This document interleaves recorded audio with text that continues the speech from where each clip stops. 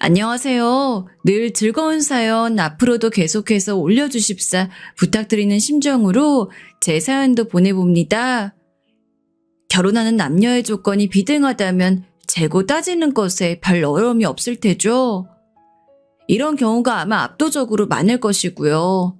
조건이 비등하지 않은 경우에는 대체로 남자 쪽이 경제적으로 더 여유로운 것 같아요. 하지만 저희 부부 같은 경우에는 반대였답니다. 제 쪽이 비교적으로, 아니 압도적으로 훨씬 잘 사는 경우였어요. 그래서 결혼할 때 친정의 거센 반대에 부딪히기도 했었죠. 친정 엄마께서는 속상하시다며 아끼는 스카프를 이마에 띠로 둘러다가 들어 누우셨어요. 어디 드라마에서 본 건 있으셔가지고 나름의 퍼포먼스를 펼치신 거였죠. 제가 그거 보고서도 무시했습니다. 그랬더니 친정 아빠께서 나서서 길길이 날뛰셨죠. 뭐시라고? 그 교회에서 만난 청년하고 네가 기어이 결혼을 하겠다는 게냐? 아들만 줄줄이 셋 낳고서 뒤늦게 본 어여쁜 우리 막내딸이 그런 보잘것없는 집안하고 연을 맺겠다니? 너에게 들어온 결혼 자리가 몇인데 그걸 전부 다 걷어차고? 난 이거 도저히 그냥은 못 받아들인다. 아빠, 그냥은 못 받아들이시겠으면 열심히 받아들여 주세요. 그럼 되잖아요. 노력하시면 세상에 안 될 일이 없어요. 뭐가 어쩌고 어째? 이런 철딱선이 없는 것이. 아이고, 열올라 내가 합병으로 쓰러지겠다. 규찬이 형엄마, 얼른 냉수 한 사발 내와라. 친정 아빠께서 열이 올라서는 찾으셨던 분, 규찬이 어멈 바로 제 새언니입니다. 그냥 새언니 아니고 셋째 새언니이자 막내 새언니예요. 제가 위로 오빠만 셋이거든요. 그리고 오빠들은 다 1살, 2살 차이인데 저만 셋째 오빠하고 6살 차이예요. 그러니까 늦둥이 비슷한 거였죠. 잘 사는 집안의 막내딸. 아들만 있는 집에서 바라고 또 바랬던 귀한 딸. 조금 민망하지만 그게 바로 저였습니다. 오빠들은 진작 장가들을 간 상태였고 이제 저만 남았는데 설마 제가 이렇게 뒤통수를 칠 줄은 아무도 몰랐다고 그랬어요. 제가 대체로 연애를 틈틈이 하는 편이었기 때문에 남편하고 연애를 하고 있을 때에도 친정 식구들은 물론이고 각종 지인, 친구들까지 전부 저러다 헤어지겠지라고 생각했었다네요. 그런데 제가 결혼을 하겠다고 고집을 피웠으니 난리가 난 거였죠.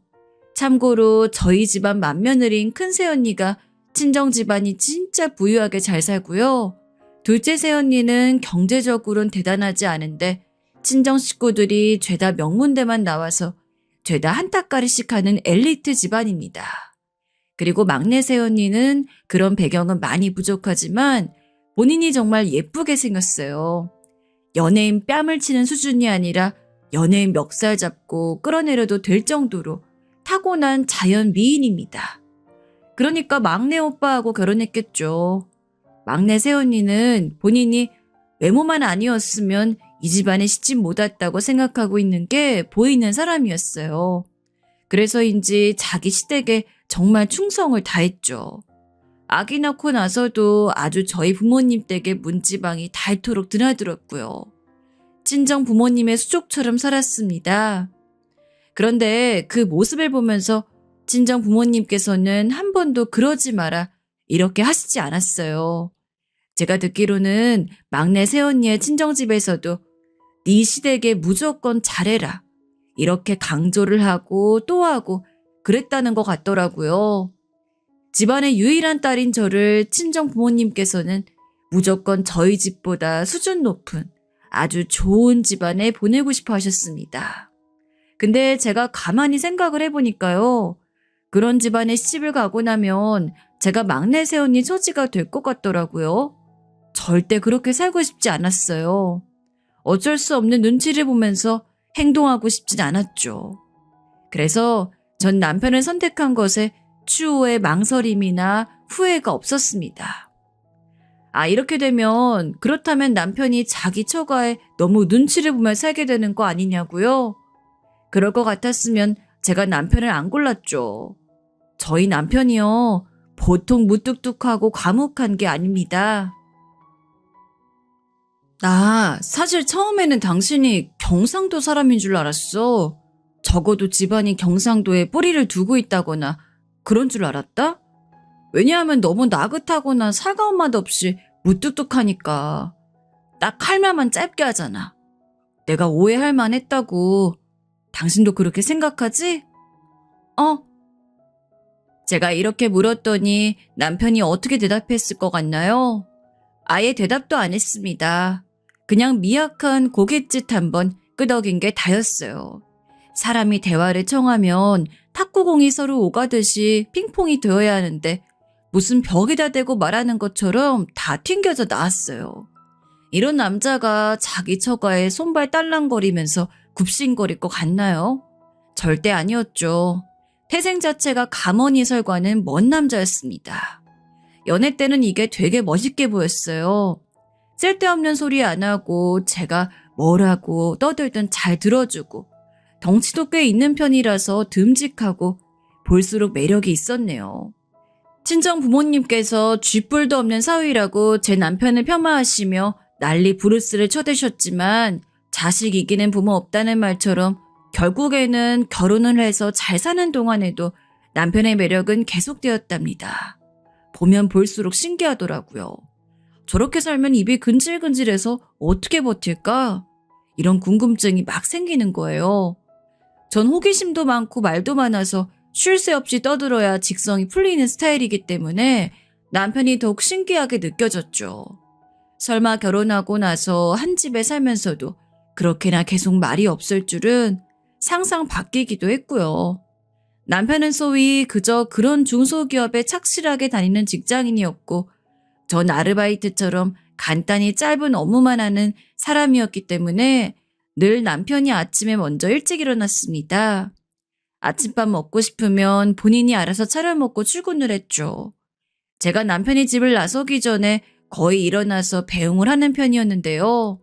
어쩌다가 잠이 너무 달달할 때면 일어나지 못할 때도 있었거든요. 그러면 남편이 저를 깨웠어요. 손가락 한 개 끝으로 자고 있는 제 목을 꾹 누르는 거죠. 그러면 자던 저는 갑자기 숨이 턱 막혀서 눈이 떠졌습니다. 아, 깜짝이야. 아이, 뭐야. 지금 나 깨운 거야?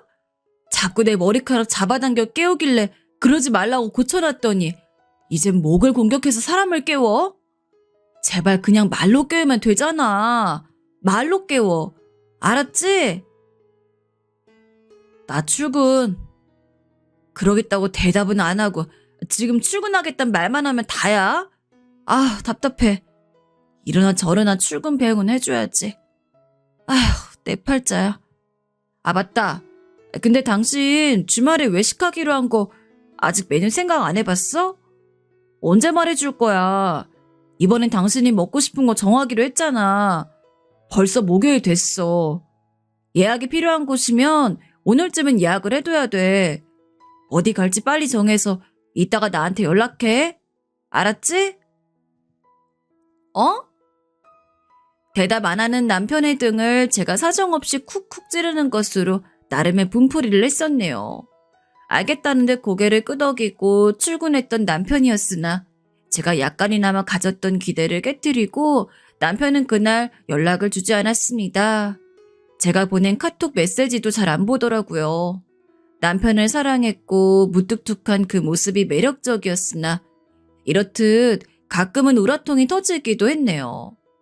회사만 출근했다 하면 기본적으로 연락 두절이었으니 가뜩이나 말없는 남편과 아예 단절된 느낌이었답니다. 그렇게 환경이 엄격한 회사가 절대 아닌 것으로 알고 있는데 도대체 왜 그렇게 회사에 충실, 충성, 정직, 절제 4대 원칙을 지켜가며 다니고 있는지 의문이었죠. 이것에 얽힌 비밀 같은 이유는 뒤에서 밝혀볼게요. 우선은 시댁 식구들을 소개하고 싶거든요. 남편은 위로 누나만 둘입니다. 전 공포스러운 시누이만 둘을 둔 입장이었죠. 게다가 시누이들은 한 성깔씩 하는 인물들이었고 그것은 모전 여전이었으므로 시어머니 또한 만만치 않으셨습니다. 시댁이 보통 수준으로 사는 편이었으나 예전에 한때 지독하게 가난하게 산 시절도 있다고 들었어요. 그래서 큰 시누이가 오죽하면 고등학교를 자퇴하고 취업 전선에 뛰어들어서 돈을 벌었었다네요. 근데 이런 집안에서 막내 혼자 제법 공부머리가 있는 편이었던 거예요. 그래서 남편은 자기 누나들에 비해서 편하게 학교나 다니고 공부나 열심히 하고 대학 생활하고 그랬다고 합니다. 그렇게 귀한 대접을 받고 큰 막내 아들과 결혼한 입장의 며느리로서 전 가시방석에 앉을 확률이 높았으나 제 경우는 여러분도 아시다시피 몹시 특별했죠. 아이고, 우리 며느리 왔니? 아유, 우리 며느리 어여 이리 들어와서 앉아라. 어여 빨리. 다리 아프게 그렇게 현관에 서 있지 마로. 올 며느리 귀한 몸으로 직접 이렇게 와준 것도 황송한데 그렇게 서 있으면 내가 가슴이 막 찢어져. 어머님, 저 여기 서 있은 지 3분도 안 됐어요. 저번에 봤을 때 덜컹거렸던 신발장이 싹수리가 되어 있길래 너무 잘 된 것 같아서 잠깐 그거 보고 있었어요. 아주 말끔하네요. 그게 다 우리 며느리 덕분이지. 우리 며느리 덕분에 우리가 걱정 없이 살게 됐잖아. 내가 우리 며느리만 떠올리면 너무 감동적이어서 자꾸 눈물이 나오려고 해. 아휴, 내가 다 늙어서 주책이네. 늙었으면 빨리 뒤져야지. 우리 며느리한테 이런 추태나 보이고. 에이. 아유, 그런 말씀하지 마세요. 그리고 어머님, 저 이제 며느리 말고 이름으로 불러주셔도 돼요. 혹시 그렇게 부르시는 게 힘드신 걸까봐 자꾸 마음에 걸리네요. 뭐야? 아이, 마음에 걸린다고? 아이고, 내가 우리 며느리 마음을 그렇게 만들었다니. 이래서 그냥 곱게 못 늙었으면 빨리 뒤져야 돼. 우리 집에 왔을 때 이렇듯 추레한 거 보지 말고 좋은 거만 보다 갔으면 좋겠는데. 아휴. 하도 시어머니께서 당신을 낮추시며 자책까지 하셔서 전 다른 의미로 좌불안석이었답니다. 시어머니께서 그러실 때면 이미 시아버지께서는 눈가가 촉촉해지신 채로 저를 바라보고 계셨어요. 저의 존재를 떠올리기만 해도 두 분께서는 눈물이 난다고 하셨죠. 제가 마치 시댁의 고생 끝 행복 시작이라는 상징처럼 느껴지신다고 했습니다. 시누이들도 예외는 아니었어요. 제가 가끔 시댁에 들를 때면 제가 왔다는 소식을 접하는 즉시 모두가 총출동했어요. 시배부들까지 될 수 있으면 어떻게든 오려고 했고요. 어머, 올케 와 있었어? 올케 전에 봤을 때보다 얼굴이 좋아졌다. 아주 환하게 폈네. 내 동생하고 둘이 천생연분, 찰떡궁합인가 봐. 그러니까 자꾸만 얼굴이 예뻐지고 형광등 수십 개 켜놓은 것 마냥 얼굴이 환하게 되는 거지. 아, 큰형님 오셨어요? 얼굴 좋아졌다고 해주셔서 감사해요. 칭찬 들으니까 좋네요. 큰형님도 점점 고와지시는걸요? 큰형님의 시간은 거꾸로 가나 봐요. 동안이 되셨어요. 그래 보여? 그렇지? 올케가 내 부탁 들어줘서 내가 꿈에 그리던 피부관리실 회원권 끊어준 게 아무래도 큰 효과가 있는 것 같아. 내 평생에 그런 좋은 곳에 다닐 줄은 몰랐어. 내가 이번에 거기 다니는 동안 새롭게 애엄마들도 사귀게 됐는데 세상에 다들 고급스럽더라. 올케 덕분에 내가 새로운 인맥들도 쌓게 됐다니까. 저기 근데 마침 이런 얘기가 나와서 말인데 피부관리실에서 만난 애엄마들하고 따로 자리에 나갈 때 내가 옷이나 화장 이런 건 알아서 잘 하겠는데 그 가방 같은 건 어쩔 수가 없더라고. 혹시 올케가 나 가방 하나만 괜찮은 걸로 장만해 줄 수 있을까? 저는 제가 베풀 수 있는 선안에서 야박하게 굴지 않고 해주려고 했던 것 같아요. 그래서 결혼 직전 직후에는 제 눈치만 살피느라 정신없었던 시누이들이 점차 저에게 이것저것 요구에 가까운 부탁을 해왔을 때 웬만하면 거절하지 않고 들어줬죠. 애들 옷, 신발, 장난감 이런 건 예사였고요. 여행지의 고급 호텔 예약이라든지 최신형 냉장고로 가전제품 바꿔준다든지 이런 것들도 해줬네요. 그날은 큰 신누이가 명품백을 원하는 눈치로 저에게 말을 해왔는데 그러고 있을 때 작은 신누이도 마침 들이닥쳤어요. 옳게, 나도 가방 필요해. 언니 왜 치사하게 나 몰래 올케한테 가방 사달라 그러고 있었어? 언니만 받고 입 싹 씻으려고 했지? 우리 둘 다 올케한테 매달리는 건 꼴사 나오니까 본인만 혜택 누리는 게 낫겠다고 자꾸 그런 개소리 할 때부터 알아봤어. 언니가 뭔데 올케 복을 누려? 왜 혼자 독타자려 그래? 절대 그렇게는 안 되지. 뭘 또 입을 싹 씻는다고 표현해? 야, 너 웃긴다? 너 오랜만에 내 소뚜껑 손맛 보고 싶어 까부냐? 내가 우리 가족들 먹여 살린다고 예전에 코피 터지게 일 다닌 거 다 까먹었어? 여유를 누려도 내가 누려야 마땅해. 나하고 올케 둘이서 오붓하게 대화 중이었으니 너는 빠져. 얻어 터지기 전에. 그날따라 자매 사이에 신경전이 살벌하더라고요. 큰 시누이가 예전에 고생 많이 했었단 이유로 시댁 집안에서는 큰 시누이를 좀 축혀 세워주는, 공을 인정해주는 그런 게 좀 있었어요. 그런데 작은 시누이는 이게 내도록 불만이었나 봅니다. 큰 시누이는 희생정신 발휘했던 위인, 남편은 장가를 기가 막히게 잘 간 최고 1등 공신. 이거였는데 작은 시누이는 중간에서 자기만 아무것도 아니라고 생각했었나 봐요. 차라리 자매끼리 합세해서 저를 뜯어먹으려고 했으면 저만 난감했을 것이고 둘은 이득이 컸을 텐데 서로가 신경전을 벌여주시니 전 딱히 말릴 생각도 들지 못해 그저 민망하게 있었을 따름이었네요. 그날은 유독 둘이서 날이 서 있길래 제가 모르쇠로 일관하며 딴청을 부리고 있었어요. 그런데 그 방심한 틈에 서로 머리채를 잡은 거예요. 작은 시누이의 처절한 비명이 시댁에 울려 퍼졌고 저하고 시부모님하고 셋이서 깜짝 놀라 둘을 말리려고 접근했죠. 그런데 그럴 수가 없었어요. 떼어놓자마자 작은 시누이가 자기만 맞은 건 억울하다면서 이를 악물고 반격해 큰 시누이의 정수리를 주먹으로 내려 찍었습니다. 그러자 눈앞에 별이 보인 큰 시누이는 그때부터 눈이 돌아서 아주 배는 것도 없다는 듯 작은 시누이를 공격했고요. 시아버지께서는 혈관 막히는 느낌이 드신다며 돌아서셨고 시어머니께서는 올 며느리 앞에서 쪽팔린 모습 보이지 말라며 악다구니 쓰시더니 싱크대로 가서 냄비에 물을 받아다 그걸 시누이들에게 끼얹으셨고 물벼락 맞은 시누이들이 동시에 짜증을 내면서 올케복 누리려고 다들 수쓰는 거 알고 있다. 올케복을 최고로 누려야 하는 건 바로 나다. 라는 희한한 소리나 해대고 있고 진짜 정신이 없었습니다. 그래서 몰랐어요. 주차를 마치고 업무 통화를 하느라 저보다 한참 늦게 올라온 남편이 현관에 서서 이 광경을 다 보고 있었다는 걸요. 어느새 들어와서는 보고 있었던 거예요. 남편을 가장 먼저 발견한 제가 소스라쳤죠. 깜짝이야. 언제 와 있었어? 온 줄도 몰랐네. 업무 통화는 마쳤어? 거기는 왜 주말에도 사람한테 일을 시키려고 드는 거야? 하여간 웃긴 회사 같아.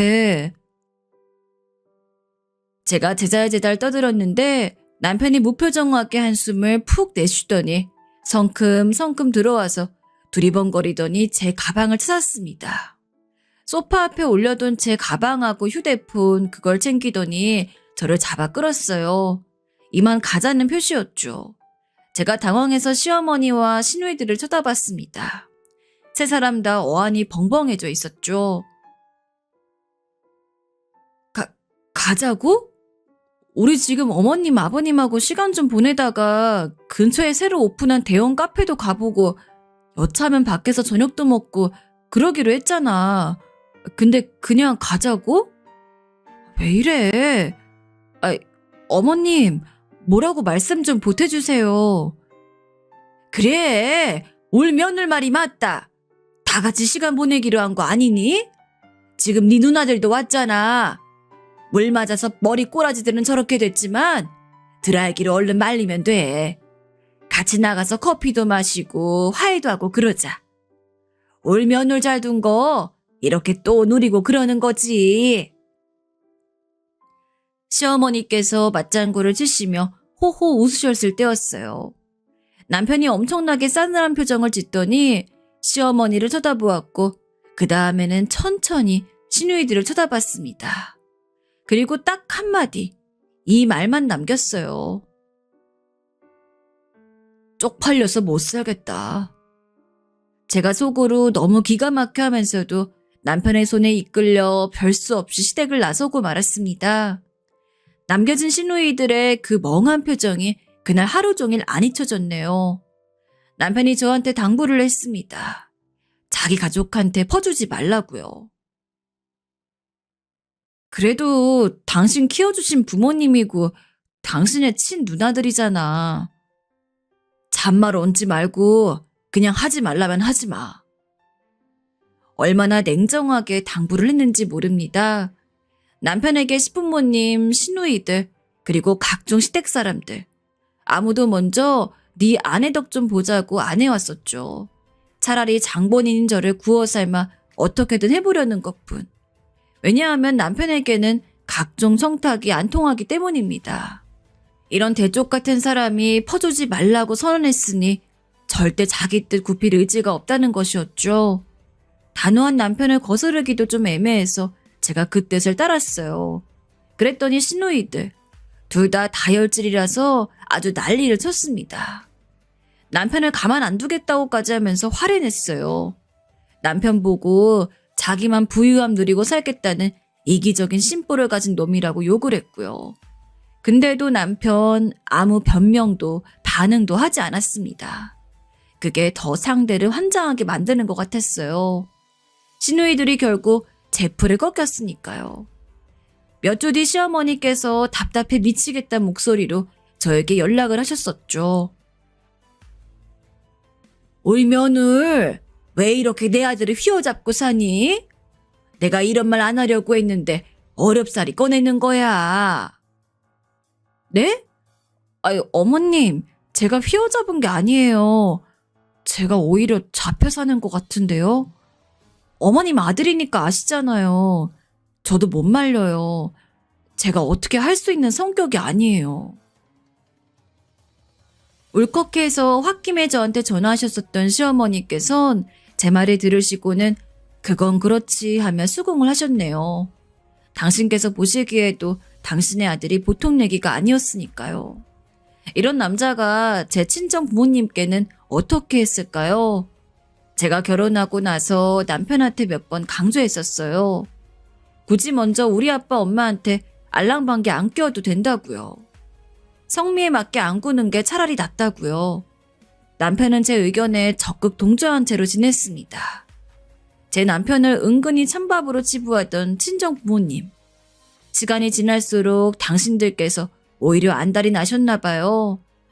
저희 부부가 궁금해 죽겠고 사위를 좀 더 캐내고 싶은데 저희 쪽에서 먼저 제스처를 취하지 않으니 결국 어느 하루는 골프 치자면서 친정 아빠께서 저희를 근엄하게 호출하셨습니다.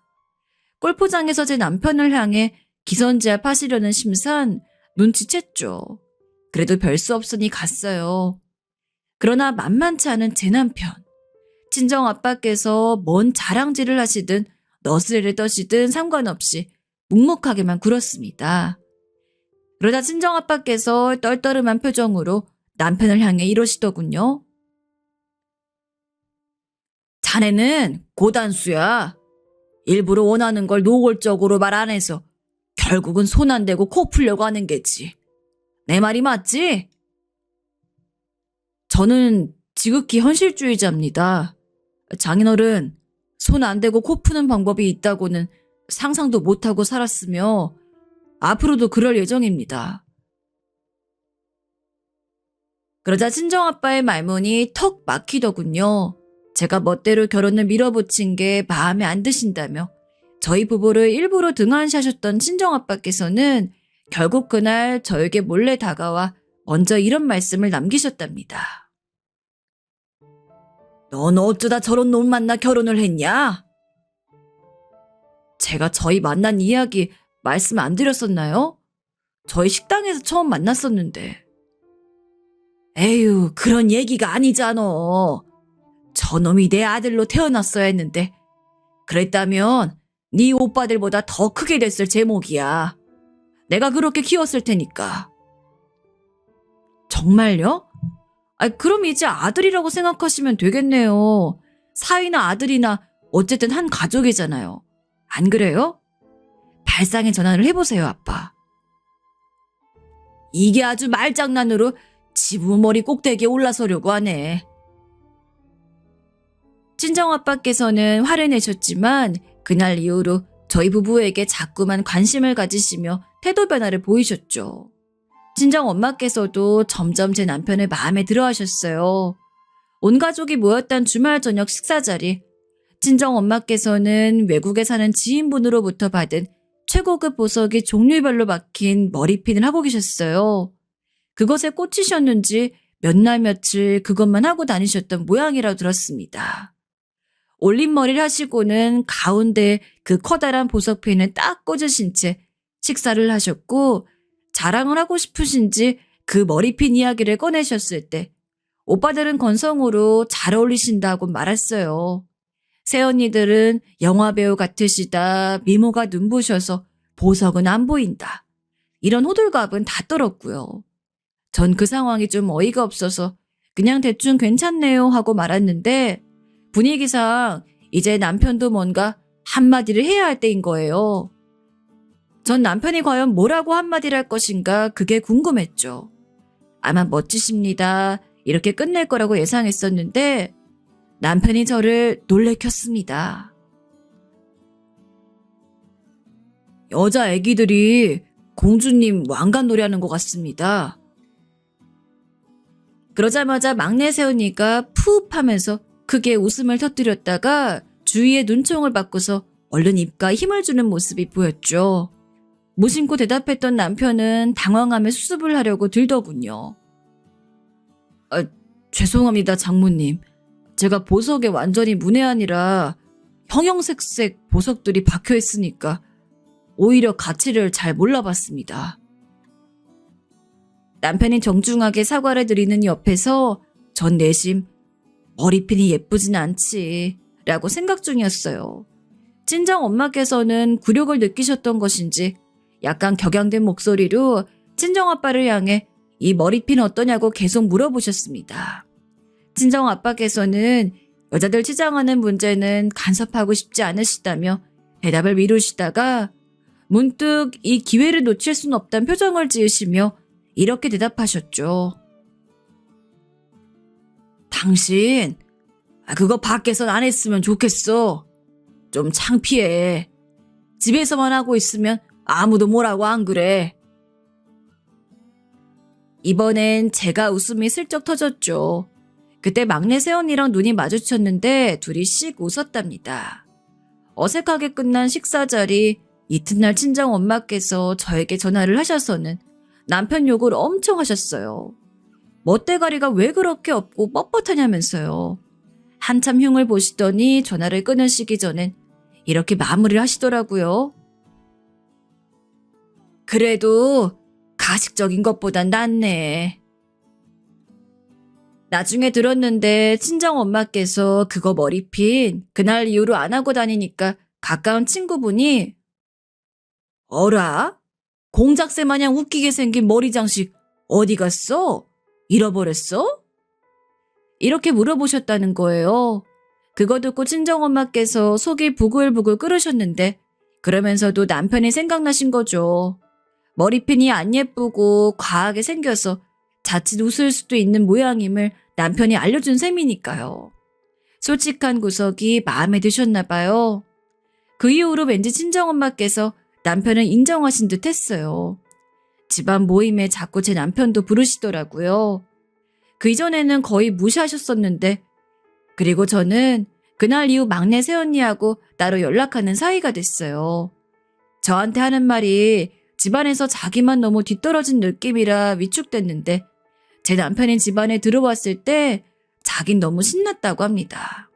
그래서 제 결혼을 누구보다 반겼었다네요. 진작 친하게 지낼 걸 그랬나 싶을 정도로 저하고 잘 맞았어요. 막내 새언니가 아니었다면 전 실마리를 늦게 잡았을지도 몰라요. 무슨 실마리인가 하면 남편 회사의 말이에요. 당신 있잖아. 왜 주말에도 업무 전화 받아? 그게 맞는 거야? 원래 모든 회사가 다 그래? 고만고만한 중소기업의 특징이야? 제가 몇 번이고 물어봤는데 남편은 정확히 답을 안 해줬습니다. 어찌나 회사 일에 대해서는 과묵한지 저에게 회사의 이모저모를 떠들어준 역사가 없었네요. 그리고 회사만 출근했다 하면 저하고 연락이 잘 안 됐기 때문에 늘 답답했어요. 이런 점들이 원래도 신경이 쓰였는데 언제부터인가 남편이 소심 깊어 보이고 피곤해 보이고 집에 와서도 업무 메일 작성을 하고 있는 게 보이니까 걱정이 되었습니다. 제 딴엔 걱정이 되었기 때문에 이런 소리 뱉어버렸죠. 옆에서 보면 진짜 미련해 보여 당신. 고작 그 돈 받겠다고 이렇게 열심히 해? 이런다고 해서 추가 수당 잘 받는 것도 아니잖아. 남편이 또 대답을 안 했는데 표정이 어두워지더라고요. 막내 새언니하고 통화하면서 이 얘기를 전해줬더니 제가 말실수를 한 것이라고 알려주더군요. 남편 입장에서는 굉장히 자존심이 상했을 거라고 했어요. 그래서 제가 남편에게 사과하려고 어느 날 저녁 근사하게 스테이크상 차려서 와인도 모처럼 준비하고 분위기를 잡았습니다. 남편이 피곤하다고 빨리 자려고 하길래 말리면서 떠봤죠. 왜 그렇게 회사 일이 피곤하냐고.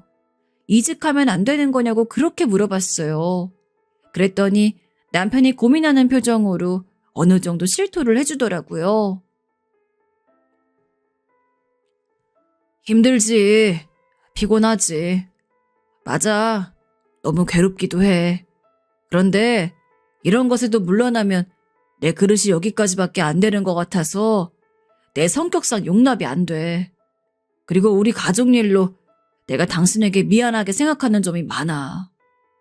우리 누나들이 당신 앞에서 개싸움 벌이고 난리쳤던 광경 아무리 생각해도 너무 수치스럽더라. 그 이후로 내가 더욱 번듯한 사람이 되고 싶어졌어. 당신과 비등해지는 날은 오지 않겠지만 나 스스로에게 조금 더 당당한 사람이 되고 싶더라고. 그래서 회사에서의 고충도 정면으로 바라보게 되었어. 시댁의 일 때문에 저에게 의지하고 기대려는 생각 자체를 버리고 남편은 스스로 잘난 사람이 되고자 하는 포부를 가지게 되었다는 거예요. 그럴만하다 싶더라고요. 왜냐하면 남편은 제 배경을 알고 부담스러워서 저하고 원래 헤어지려고 했던 사람입니다. 가려던 사람을 설득해서 붙잡았던 게 저였고요. 남편은 가뜩이나 저와의 배경 차이를 느끼고 부담스러워했던 사람인데 자기 가족들의 그런 면모를 마주하고 나자 너무 속상했던 거예요. 그 꼿꼿한 성격에 용납이 안 됐을 겁니다. 남편의 진솔한 이야기를 듣고 나니까 납득이 되었어요. 그래서 남편의 생각을 존중해주고 조용히 응원해주기로 했죠. 하지만 고단해 보이는 얼굴이나 심란한 눈빛 같은 걸 보면 남편에게 뭔가 풀리지 않는 고충이 있는 건 아닐까 싶어서 저도 계속 속상해했답니다. 이런 저에게 도움을 준 게 또다시 막내 새언니였던 거죠. 일적으로 시달리면 피곤해하지 심적으로 힘들어하진 않거든요. 그런 차이가 있어요. 그래서 제 생각인데요. 혹시 회사에서 사람들하고 마찰이 있는 거 아닐까요? 그럴 가능성이 있는 거라면 한번 슬쩍 떠봐요. 회사 사람들과 마찰? 맞는 것 같아요. 이제 보니까 왜 그런 쪽으로 생각을 못 해봤을까요? 제 남편의 성격이 평범하진 않았으니까요.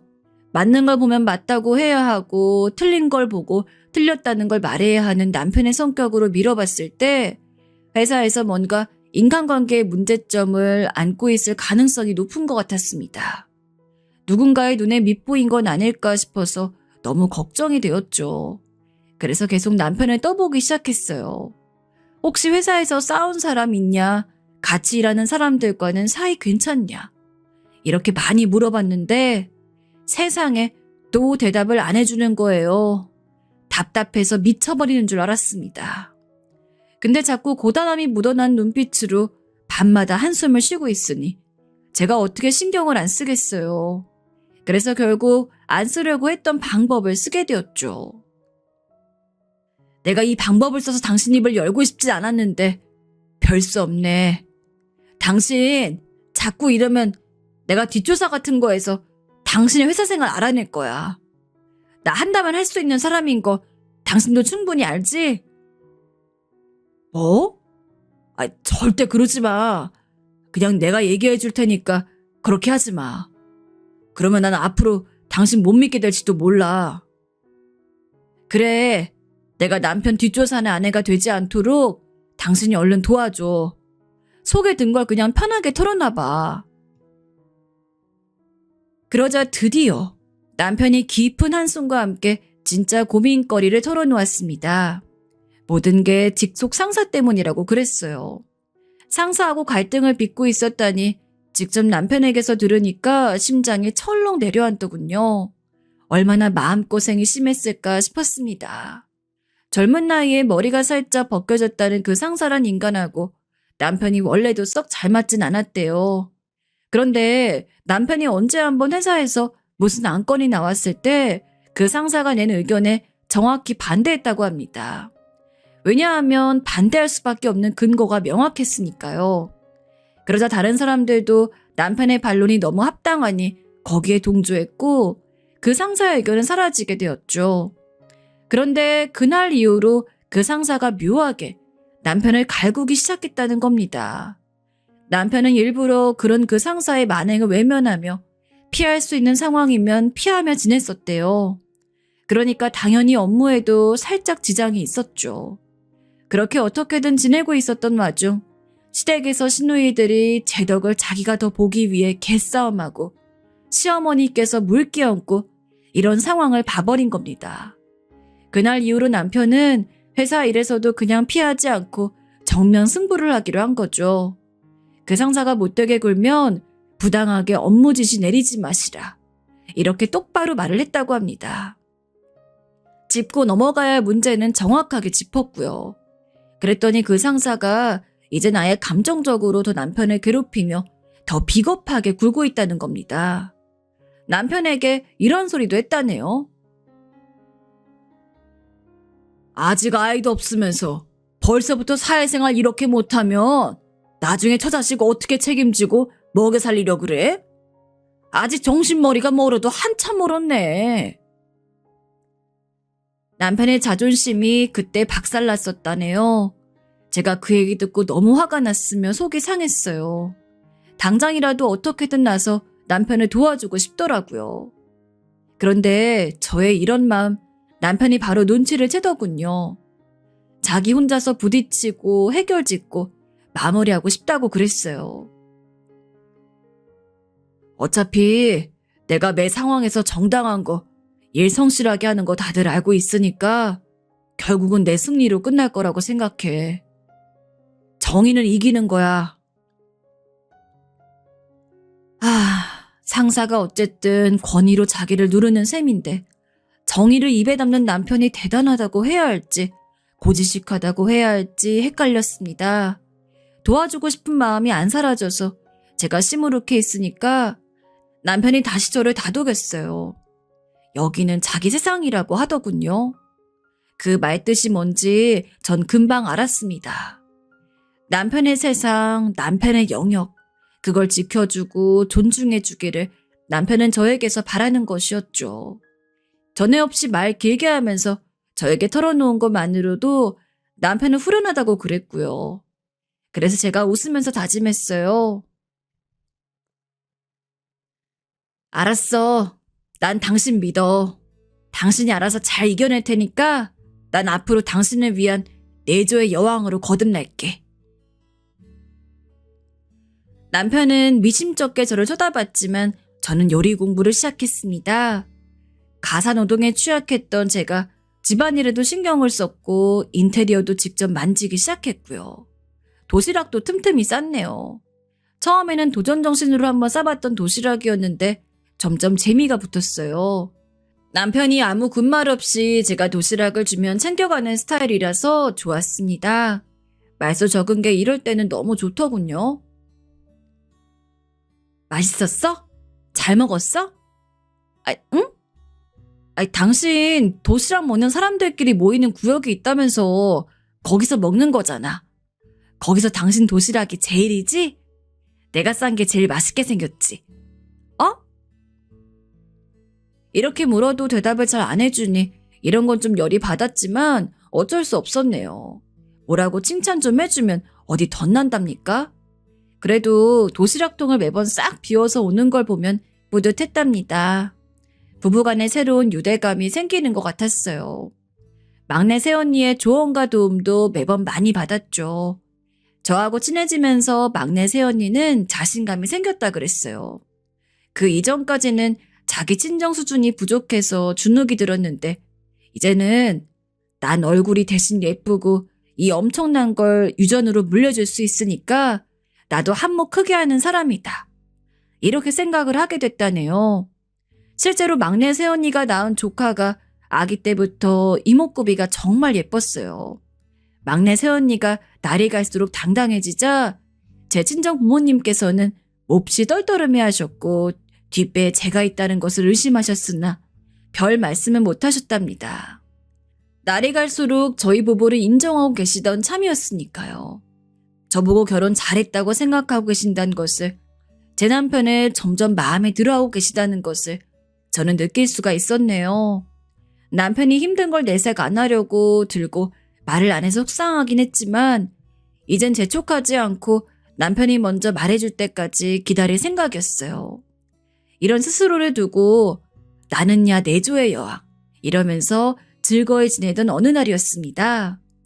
유독 남편이 피곤해 보이던 시기이기도 해서 점심시간에 제가 깜짝 방문할 계획을 짰어요. 일부러 도시락에 밥만 가득 넣었죠. 남편이 열어보고 황당해할 때 제가 반찬만 가득 담긴 통을 가지고 등장할 예정이었습니다. 차에는 남편의 동료들에게 돌릴 비싼 간식거리도 준비한 참이었어요. 시간 여유롭게 도착해서는 일단 내부 파악부터 하려고 건물에 올라가 봤어요. 여러 업체가 같이 쓰는 건물이었고 남편 회사는 5층을 통으로 쓰고 있었습니다.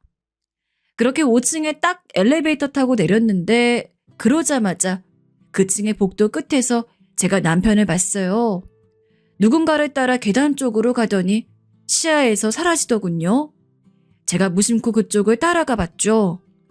그랬다가 어이없는 상황을 목격했습니다. 단박에 남편과 있는 사람의 정체를 알 수 있었어요. 약간 벗겨진 머리에 성질 더러워 보이는 인상의 남자가 바로 그 상사인 게 틀림없었습니다. 너 이 새끼야, 넌 네 상사가 우습냐? 왜 그렇게 눈가를 공손하게 관리하지 못해? 넌 상명하복이라는 기본도 안 돼 있어. 이런 새끼도 군대를 나왔으니 우리나라가 개판인 거야. 너 같은 게 바로 우리나라 사회를 갉아먹는 버러지야. 업무에 잡다 늘어놓으실 거면 전 이만 자리로 가보겠습니다. 곧 점심시간이라 그 전에 끝마쳐 놓고 싶은 게 있어서요. 한참 내가 말하는데 어딜 끼어들어? 이 건방진. 너 자꾸 뭘 믿고 까부냐? 너 진짜 잘리고 싶냐? 내가 너 업무평가 개판으로 써서 완전히 망쳐놓을 거야. 그 상사는 그렇게 소리를 지르더니 눈깔이 마음에 안 든다고 중얼거리면서 제 남편의 뺨을 때렸습니다. 피가 거꾸로 솟는다는 느낌을 자각하기도 전에 저는 그쪽으로 가까이 다가가며 외치고 말았어요. 야, 너 뭐야? 네가 뭔데 내 남편을 때려? 저도 모르게 소리를 질렀죠. 발을 들인 계단 쪽은 물론이고 복도에도 제 목소리가 울려 퍼졌습니다. 전 제가 목청이 그렇게 좋은 걸 그날 처음 알았네요. 남편이 기겁하며 저를 쳐다보더니 금세 침착하게 말했습니다. 여긴 어떻게? 일단 가. 별일 아니야. 당신이 일단 가. 차 가지고 왔지? 주차장에 가 있어. 내가 좀 이따가 금방 갈게. 가긴 뭘 가! 안 가! 못 가! 당신이야말로 저리 가. 빠져 있어. 하지만 이미 저는 눈에 뵈는 게 없었습니다. 제가 만만한 인물일 것 같았으면 제 부모님의 딸이 아니었죠. 남편 같은 남자를 배우자로 점찍지도 않았을 테고요. 전 한참 덩치도 작은 주제에 그 상사에게 바짝 다가가서 눈을 매섭게 떴습니다. 그러자 그 상사가 저를 비웃으며 코웃음 치는 소리를 내더군요. 야, 네가 바로 내 남편을 그동안 갈궈댄 그 비열하고 치사한 놈이지? 감히 내 남편에게 잘리고 싶냐니 뭐냐니 우는 애? 뺨을 때려? 야, 너야말로 잘리고 싶니? 이 여자가 아주 웃기는 여자네. 이 보세요. 자기 남편 직속 상사한테 이래도 되는 겁니까? 내가 누군지 알고 이러는 거 맞으세요? 그리고 어디다 대고 반말이야. 너나 내가 누군지 알고 계속 이렇게 굴든지 말든지 하는 게 좋을 거야. 전 일을 가며 말을 한 뒤에 주머니에서 휴대폰을 꺼냈습니다. 그날 마침 친정아빠 회사에서 전날 있었던 행사 사진을 가족 카톡방으로 전송받은 바 있었거든요. 그 사진 중 하나를 화면에 띄워서 그 상사의 얼굴에 디밀었죠. 네가 회사에 제대로 하고 있는 놈이 맞다면 바로 알아보겠지? 그 사진은 친정아빠 회사의 정문에서 기념으로 찍은 것이었습니다. 누가 봐도 가운데 있는 사람이 회장이었죠. 제 친정아빠 말입니다. 여기는 우리 회사 최대 거리투라고 할 수 있는 가장 중요한 곳인데, 밥 줄이고 목숨 줄인 곳인데 못 알아볼 리가 없지. 근데 여기 사진을 대체 왜... 벌써 당황하시네. 그럴만하지. 이 거래처 회사가 갑이고 네가 몸담고 있는 이 회사가 을이니까. 그리고 내가 바로 갑인 회사의 회장님 딸이다, 이 자식아. 내가 바로 갑 중에 갑인데 이 정도면 너한테 계속 반말해도 되지? 너도 네가 상사랍시고 내 남편한테 도를 지나친 무례를 행사했으니까 내가 이 정도는 해도 되는 거잖아? 안 그래? 제가 생각해도 정말 엄청난 발언이었던 것 같아요. 제 말이 끝나자마자 그 상사는 다리에 힘이 풀린 건지 휘청거렸고 말도 안 된다면서 중얼거리시길래 제가 쐐기를 받기 위해 저희 부부의 결혼식 사진을 보여주었죠. 제 친정 부모님과 함께 저희 부부가 있는 사진을 보고서는 그 상사는 결국 주저앉았습니다. 그리고 남편을 향해 망연자실하게 묻더군요. 이런 처가를 뒀다고? 결혼식장도 그냥 딱 봐도 엄청나 보이는데 왜 회사에는 조촐하게 가족들끼리 결혼식 올렸다 거짓말했어? 왜 아무도 안 불렀어?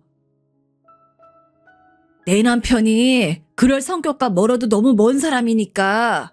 그러니까 너 같은 인간 말종 아래에서 참고 일을 해온 거겠지. 그런데 난 못 참아. 댁을 족치는 것으로는 이 분이 안 풀려. 우리 아빠 회사가 여기 이 회사와 거래 끊으면 어떤 타격이 갈까 궁금해지네. 그 책임 당신이 다 져야 하겠지? 잠깐만요. 사모님, 이러지 마세요. 진정하세요. 제가 무지해서 뭘 모르고 버린 일입니다. 제가 미쳤었어요. 제정신이 아니었습니다. 다 죄송합니다. 그 상사는 얼굴이 허옇게 질러서는 저희 부부 앞에서 무릎을 꿇었습니다. 그때 저는 문득 정신을 차리고 계단 앞 구역에 몰려든 구경꾼들을 알아차렸죠. 소란에 다들 와본 거였어요. 모두가 경악한 얼굴들이었습니다. 저는 그 상사를 향해 당장의 용서는 못해준단 말을 남긴 채 남편을 잡아 끌었습니다. 모두가 멍하게 저희 부부를 쳐다봤네요.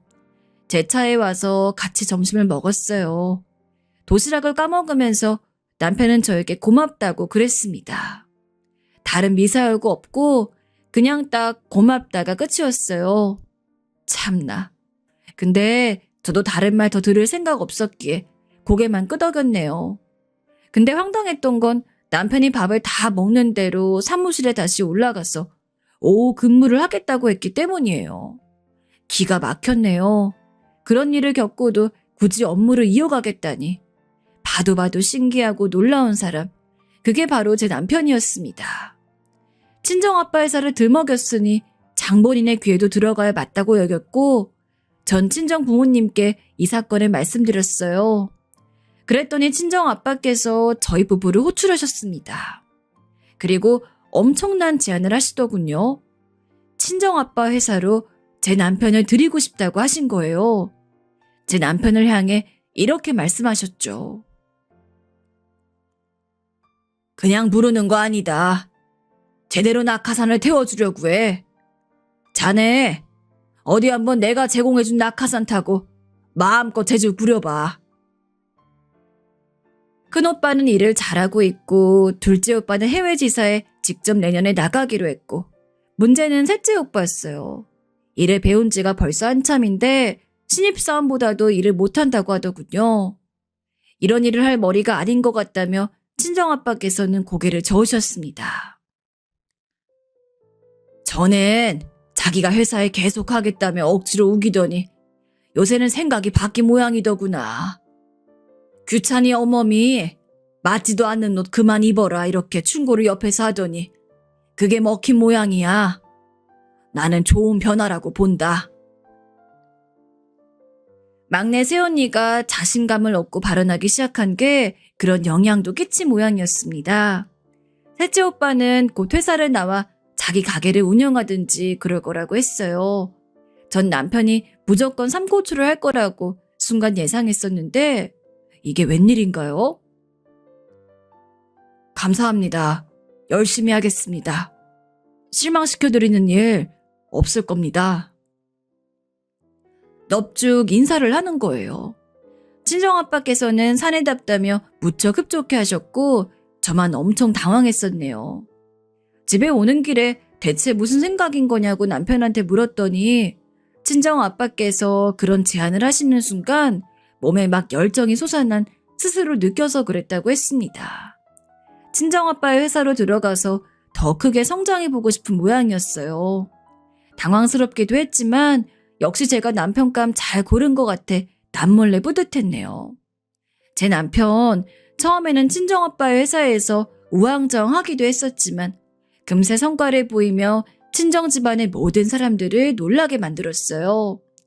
성실하고 꽤 안 부리니까 모두가 인정할 수밖에 없었죠.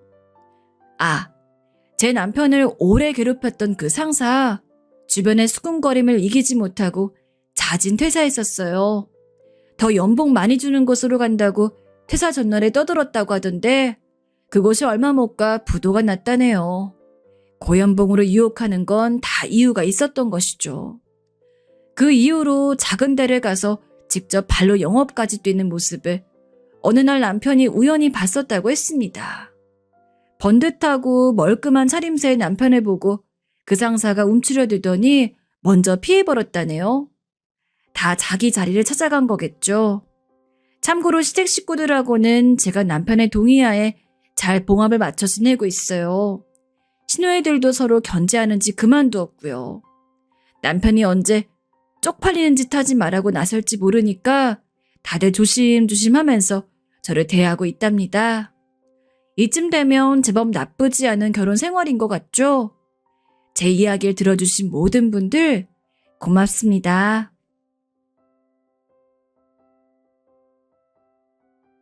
남편은 요새 젊은 사람들 치고는 무려 형제가 4명이나 있는 집의 장남이었습니다.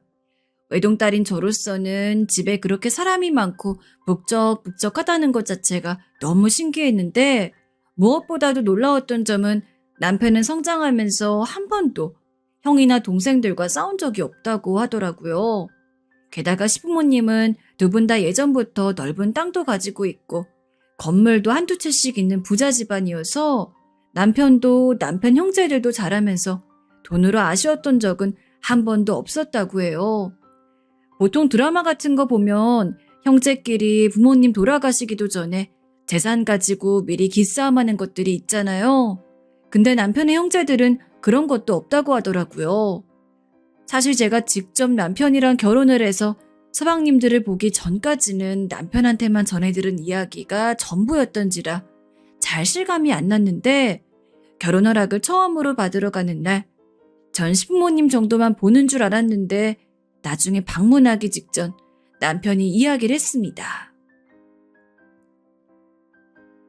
내 동생들이 당신 궁금하다고 해서 오늘 집에 같이 있는데 괜찮지? 나를? 알겠어. 사실은 안 괜찮았어요. 하지만 이미 집에서 저를 보려고 기다리고 있다는데 제가 마음대로 가라고 할 수도 없는 거고 그냥 겸사겸사 그렇게 남편이 이야기하던 형제들 우애 감상이나 할 겸해서 좋게 좋게 생각하며 집에 가니 이미 첫 광경부터 어지간한 집이랑은 느낌이 달랐습니다. 덩치 큰 남자들이 부엌에 우르르 들어가서는 상을 차리겠답시고 냉장고에서 반찬을 꺼내고 요리를 하고 온갖 부산을 다 떴는데 그냥 딱 그 모습만 보더라도 진짜 사이좋게 자라왔다는 걸 알겠더라고요. 결혼을 하고 나서는 그 모습을 더 실감할 수가 있었습니다. 보통 이렇게 자식들 많을 때 한자리에서 다 모이려면 명절이나 부모님 생신 같은 때 말곤 별로 기회가 없잖아요. 사실 서로 만나려고 하지도 않고요. 근데 당장 남편만 보더라도 주말이 되면 늘 동생들한테 전화를 걸곤 했습니다. 그러면서 형제들끼리만 만나서 근처 단골 술집에서 술 한잔 하기도 하고 아니면 시댁에 가서 가족끼리 다 같이 저녁을 먹기도 했죠. 당신 원래 이렇게 서방님들이랑 자주 만나? 근데 지금은 애들이 다 바빠서 예전이랑 비교하면 오히려 많이 못 만나는 편인데? 솔직히 처음에는 좀 적응하기가 힘들었던 것 같아요. 제가 낯을 조금 가리기도 하고 특히나 시댁은 누구에게나 부담이 되는 존재잖아요. 솔직히 어지간히 살가운 며느리들처럼 서방님 하면서 얘기도 자주 걸고 어머님이랑 아버님한테 애교도 부릴 수 있으면 좋겠지만 성격상 그게 도저히 안 되다 보니까 식사 자리에 가서도 꼭 꺼다 놓은 보릿자루가 된 느낌을 자주 받고는 했습니다. 세아가 이것도 좀 들어봐라. 네가 이거 좋아한다면서? 그래가지고 내가 일부러 특별히 만들었는데 많이 먹어. 물론 시부모님은 참 다정한 분이셨습니다. 불행 중 다행이죠. 제가 아마 그 분위기에 잘 어울리지 못하고 있다는 거를 아셨던 것 같습니다. 그래서인지 저를 더 챙겨주시려 했던 것 같아요. 게다가 서방님들도 형수님 하면서 제가 어떻게든 대화에 낄 수 있게 도와주기도 하고 나중에 들어보니까 남편한테 슬쩍 이런 이야기도 했다고 하더라고요. 형수님은 이런 거 안 좋아하실 수도 있으니까 형이 나중에 슬쩍 물어보고 잘 챙겨드려. 우리야 뭐 아무 때나 만날 수도 있는 건데 굳이 자주 볼 필요는 없으니까. 그래도 사람이 노력하면 뭐라도 된다고.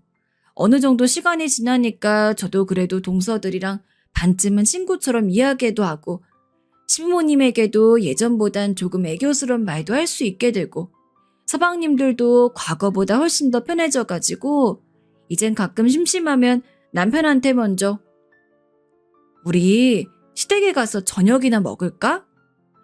하고 제의하게 되더라고요. 평생 북적북적함과 거리가 먼 인생을 살아와서 그런지 이렇게 화목하고 분위기 좋은 가정 환경에 함께 어울릴 수 있다는 게 좋았던 부분도 있는 것 같아요. 하지만 문제 아닌 문제가 있었습니다. 거의 1, 2주에 한 번씩 시댁에서 온 가족이 다 모여 식사를 하면서 분위기도 좋고 다 좋았지만 그 와중에 시부모님이 너무 자주 다투셨다는 겁니다. 내가 이 요리에는 후추 뿌리지 말라 그랬잖아요. 대체 몇 번을 이야기 알아들어요? 아니 그까짓 거 좀 까먹을 수 있지. 내가 요리에 후추 하나 뿌렸다고 이렇게 큰 소리 들어야 돼? 아니 그니까 처음부터 뿌리지 않으면 되지. 왜 뿌려서 이 사단을 만들어요? 아이, 그럼 앞으로 당신이에요. 이 사람 정말 기껏 부엌에 들어가서 요리했더만 자식들이랑 며느리 앞에서 이래야 해요? 아휴. 싸우는 이유가 엄청 중요하기라도 한 거면 말을 안 합니다. 두 분이 다투시는 걸 자세히 들어보면 정말 남들은 애초에 싸우지도 않을 만한 무척 사소한 일로 자주 다투셨어요.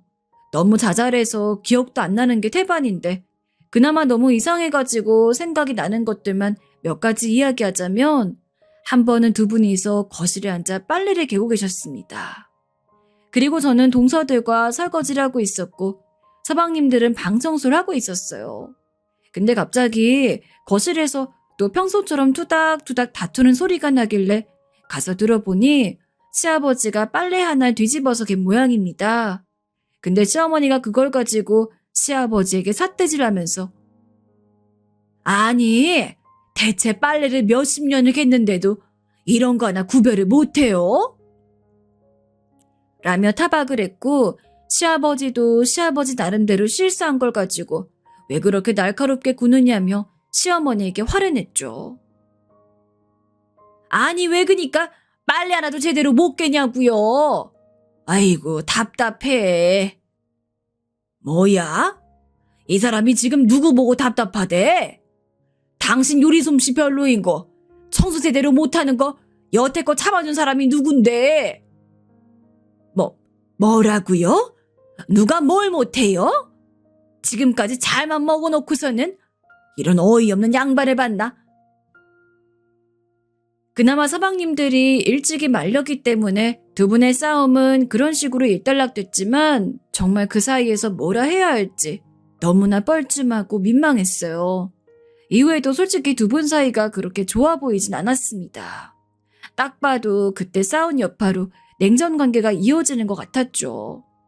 또 한 번은 가족끼리 모여 보쌈을 시켜 먹고 있을 때였습니다. 시어머니는 원래 보쌈을 먹을 때 아무것도 안 찍어 드시는 스타일이고 시아버지는 반대로 일반 사람들보다 장을 듬뿍 찍어서 먹는 스타일이었는데 시아버지가 본인 먹을 보쌈을 젓가락에 짚고 쌈장을 푹 찍어 그릇으로 가져가다가 시어머니가 딱 먹으려고 집은 보쌈에 장이 떨어진 것입니다. 당신은 장을 찍어 먹을 거면 좀 적당히 찍어서 가져가야지. 아, 이게 뭐예요? 내가 먹을 보쌈까지 장이 묻었잖아요. 아니, 장 묻어 먹기 싫으면 내려놓고 다른 거 먹으면 되지. 뭘 그렇게 유난이야, 유난은? 유난이라뇨? 내가 싫으면 싫은 거지 말도 못해요? 누가 말하지 말래? 그렇게 신경질 내면서 말하니까 짜증난다는 거지. 왜 그렇게 사람이 매사 승질이야? 그날도 서방님들이 두 분을 말리느라 애쓰고 점 한두 번이야 그냥 조금 예민하셔 그런 거겠구나 싶어도 매번 만날 때마다 그런 식으로 싸우는 모습을 보고 있자니 왜 두 분은 나한테도 잘해주시고 다른 동서들한테도 잘해주시고 남편이나 서방님들한테도 좋은 부모님인 것 같은데 정작 두 분은 사이가 안 좋으신 거지 라는 의문이 들더라고요.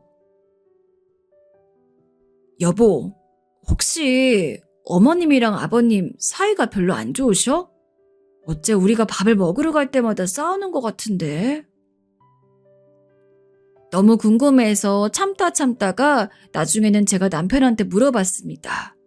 그래도 남편은 아들이니 부모님이 왜 그렇게 자주 싸우는지 알 것 같아서요. 그랬더니 아니나 다를까 남편은 다 안단 듯이 고개를 끄덕이면서 저한테 이야기를 해줬습니다. 두 분 젊었을 적에 아버지가 어머니한테 좀 잘못을 해서 그래. 아버님이? 무슨 잘못을? 아휴, 말하자면 긴데 말이야. 시아버지는 연세가 있으신데도 불구하고 굉장히 잘생기신 얼굴이었습니다. 게다가 옛날 사람 같지 않게 키도 크시고 저도 처음에 시아버지 얼굴을 봤을 때 인기 정말 많으셨겠다 하고 생각을 했거든요. 근데 잘생긴 사람은 얼굴값을 한다는 게 옛날부터 전해져 오던 말인 건지 실제로 시아버지가 시어머니랑 결혼을 한 지 얼마 안 되었을 시절. 그러니까 젊으실 적에 여자들이 꽤나 따랐다고 합니다. 결혼을 했는데도 말이죠. 뭐 그냥 여자들이 시아버지를 좋아하고 마음에 담아두는 거야 누가 뭐라 할 수가 없겠지만 문제는 시아버지도 그런 인기를 즐기셨던 모양이에요. 여자들이 시아버지를 부르면 시어머니한테 말을 안 하고 나가서 놀다가 들어온다든가 심지어는 몇몇 여자들한텐 본인이 결혼했다는 사실을 숨겼다고 하더라고요. 이걸 다행이라고 해야 할지 아니라고 해야 할지 모르겠지만 일단 두 집 살림 같은 건 전혀 안 하셨다는 게 확실한데 그렇다고 해서 바람을 피지 않은 거라고 하기에도 참 애매모호하고 근데 문제는 우리 엄만 이 사실이 드러나기 전까지 정말 아버지가 그런 행동을 하고 있을 거라고는 상상도 못 하셨어. 워낙 아버지를 철석같이 믿으셨거든. 근데 엄마가 알게 된 계기가 참 엄마와 예전부터 친한 친구가 있었는데 아버지가 하필 그 친구랑 바람을 피셨나 봐. 사랑한다 어쩐다 말도 하고 마침 그 친구네 집에 놀러 갔던 우리 엄마가 그 장면을 딱 목격하면서 알게 된 거지. 아버님이 너무하셨네. 아무리 그래도 바람은 아니지. 아무튼 그래서 그 사건 때문에 두 분이 사이가 안 좋으신 거야? 그렇지 뭐. 그 일 뒤로 아버지가 특별히 어머니한테 사과를 제대로 한 것도 아니고. 옛날 분들이라 이혼까지 할 생각은 못 하셨을 거야. 게다가 자식들도 넷이나 있는데 그냥 애들 보고서 어찌어찌 살다가 지금까지 온 건데 엄마 입장에서 그때 느꼈던 충격이 가실 리가 있겠어. 그제야 이해가 가더라고요. 왜 어머님께서 아버님에게 그토록 틱틱거리시는지. 아버님은 또 그걸 못 참고 그러시는지. 허나 어쨌든 저는 며느리이고 옛날 분들이라 그런지 그렇게 좋지 않은 사이를 지내면서도 이혼 이야기를 안 꺼내셨다길래 그냥 그런가 보다 하고서 있었습니다. 많이 늦긴 했지만 내심 지금이라도 두 분의 사이가 잘 풀리기를 바라면서요. 그 뒤로 별일이 없었다면 전 분명 그 이야기를 언젠간 잊었을 겁니다. 하지만 일이 터졌죠. 어쩐 일인지 딱 남편과 그 이야기를 나누고 하루가 지나서 시어머니가 온 가족들을 소집했습니다. 보통 서방님들이나 저희 남편이 먼저 시댁에 가자고 이야기를 꺼내 다 같이 모였지. 한 번도 시어머니가 먼저 저희를 부른 일은 없었기에 저나 남편이나 무슨 일인가 싶었죠. 그리고 저희는 주말에 시댁을 가자마자 거실에 둘러앉아 시어머니에게 충격적인 이야기를 듣게 되었어요. 우리 이제 각자 갈 길 가기로 했다. 네? 어머니 그게 무슨 말이에요? 갑자기 이혼이라도 하시겠다는 거예요? 엄마, 아버지랑 또 싸우셨어요? 아무리 그래도 그렇지 이혼이라뇨. 그런 말씀 함부로 하시는 거 아니에요. 함부로 하는 거 아니다. 나 정말 결심했어. 네 아버지랑 이렇게는 못 살아. 저도 그렇고 남편도 그렇고 모두가 벙이 쪄버렸습니다. 생각지도 못한 황혼 이혼 선언이었죠. 아니 불과 얼마 전에 남편과 이야기해서 옛날 분들이라 이혼까진 생각 안 하시는 것 같다느니 어쩐다느니 이런 이야기를 나눴는데 갑자기 이혼이라니 욕심이라면 욕심일 수 있겠지만 전 두 분이 이혼하는 게 너무 싫었습니다. 시아버지도 시어머니도 각자 저랑 동서들한테 참 잘해주시는 좋은 분들이었고 지금 이렇게 온 가족이 모이는 게 행복하고 즐거운 이유도 시어머니든 시아버지든 한 분도 빠짐없이 다 같이 있기 때문인데 만약에 두 분이 이혼을 해서 따로 살게 되면 아무리 모인다고 하더라도 이전만큼 웃으면서 즐길 수도 없을 것 같고 하지만 시어머니의 입장은 굉장히 단호했어요. 남은 재산은 니네한테 미리 증여해 줄 거고 몇 달 안에 너희 아버지가 여기서 나가기로 했으니 그런 줄 알아라. 아버지, 정말 결정하신 거예요? 아니 말씀을 해보세요. 그래, 그러기로 했다. 니들한텐 미안하다. 근데 다들 결혼했고 잘 살고 있으니 우리가 따로 산다 해서 니들한테 뭐 피해가는 거 없으니 홀가분한 마음으로 하련다. 아버지, 아니 무슨 일이 있으셨던 건지 말씀이라도 해주세요. 저야 며느리니까 직접적인 가족이 아니지만 그런데도 불구하고 너무나 충격적이었는데 남편이나 서방님들 얼굴을 슬쩍 보니 진짜 뒤통수 맞았다는 느낌이 역력하더라고요. 그 누구도 두 분이 이혼할 거라고는 예상치도 못한 느낌이었습니다. 그런데 어머님께서 그때 아버님을 보시더니 버럭 화를 내시며 이런 말씀을 하시더군요. 나 그간 정말 참고 살았다. 나 알아서 지금까지 이렇게 참고 살 수 있었던 거야. 근데 이 양반은 그런 거 고마운 거 하나도 모른다. 그거에 아주 질려버렸어 내가. 어머니 말씀에 저희는 또 한 번 폭탄이 터질 것 같아 숨을 죽였습니다. 아니나 다를까 아버님이 바톤을 이어가셨죠.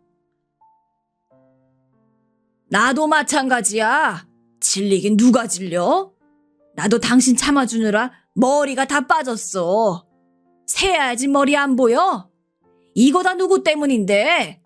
그건 생각 못하고 맨날 옆편애가 돼서 남편한테 이래라 저래라. 당신이 나 남편 취급은 해준 줄 알아? 결국 또다시 싸움이 일어날까 저희가 겨우 말렸어요. 그날 그런 폭탄 발언을 듣고 애매하게 자리가 파해서 집에 가는데 운전을 하는 내내 남편도 영 심란한 얼굴로 한숨만 쉬고 집에 도착해서도 계속 시어머니랑 시아버지가 신경이 쓰이나 보더라고요. 어머니가 이제 참다가 터지셨나 보네. 마지막으로 나까지 결혼했으니까 헤어져도 될 것 같다고 생각하셨나 보다. 그러고는 애써 웃는 얼굴로 그렇게 이야기를 하는데 남편이 안쓰러운 것도 안쓰러운 거지만 저도 식모님이 다시 예전처럼 사이가 좋아지길 바랬기 때문에 혼자서 이 사태를 어떻게 해결해야 될지 많은 고민을 했던 것 같아요. 물론 두 분 젊었을 적의 문제에 대해서는 시아버지가 100번 잘못했다고 생각합니다. 그래도 제가 보기에는 시어머니도 시아버지가 바람을 핀 것 자체가 속상하고 서러웠을 수도 있겠지만 그것보다도 시아버지가 제대로 된 사과조차 안 했다는 게 더욱더 마음의 응어리로 남았다고 생각하거든요. 시간이 많이 지나긴 했어도 지금이나마 시아버지가 정말로 진심 어린 사과를 시어머니에게 한다면 잘 풀릴 수 있을 것 같은데. 그러다가 문득 동서될 생각은 어떨까 싶어서 평소 유독 친하게 지냈던 셋째 동서에게 전화를 걸었죠.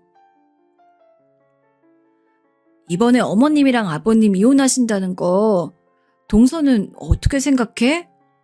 난 솔직한 심정으로 두 분이 이혼 안 하셨으면 좋겠거든. 저도 그래요, 형님. 혹시 무슨 좋은 방법이라도 없을까요? 어머님이 아버님한테 쌓이신 지난 일만 어떻게 잘 풀리면 두 분이 화해할 수 있을 것 같은데. 당장 얼마 뒤면 두 분의 이혼이 진짜로 이뤄지는 거였기 때문에 저희는 최대한 빠르게 아이디어를 내야 했습니다. 그러면서 서로 이야기를 나누다 보니 역시나 시아버지가 과거의 시어머니에게 잘못한 사실이 나오더라고요. 저나 동서나 같은 생각이었습니다. 일단 그 사건에 대해서 시어머니가 가지고 있는 앙금이 풀려야 이혼도 없던 일이 될 거라는 것을요. 그러면 결국 시아버지가 본인 잘못에 대해 제대로 시어머니에게 사과하는 수밖에 없었죠. 이거는 제가 또 한 번 생각을 해본 건데 일단 아버님이 어머님한테 사과를 하는 것도 좋지만 그것 말고도 뭐랄까? 부모로서 감성을 자극할 만한 이벤트가 있으면 좋을 것 같아요. 어머님은 아버님의 아내이시긴 하지만 동시에 내 자식들의 어머니이기도 하시니까 자식들이 쓴 편지를 받는다면 그것 때문에라도 조금 마음이 흔들리지 않을까요?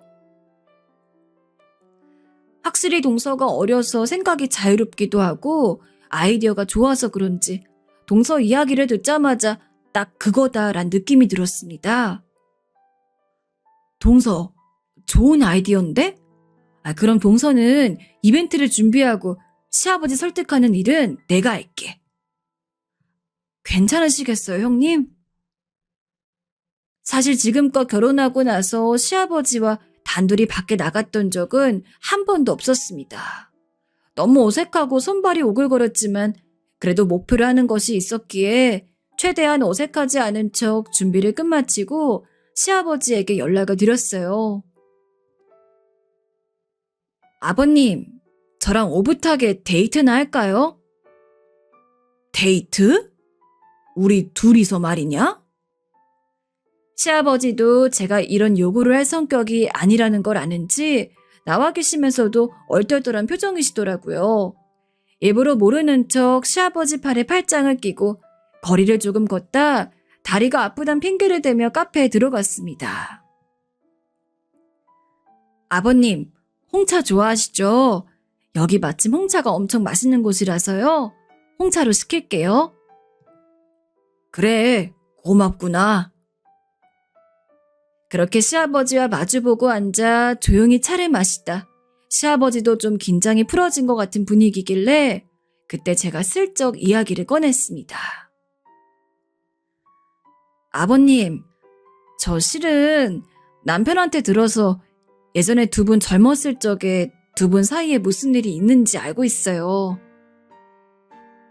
설마 제가 그 와중에 그런 이야기를 꺼낼 거라곤 생각도 못 하셨는지 시아버지는 조금 놀란 표정을 하셨죠.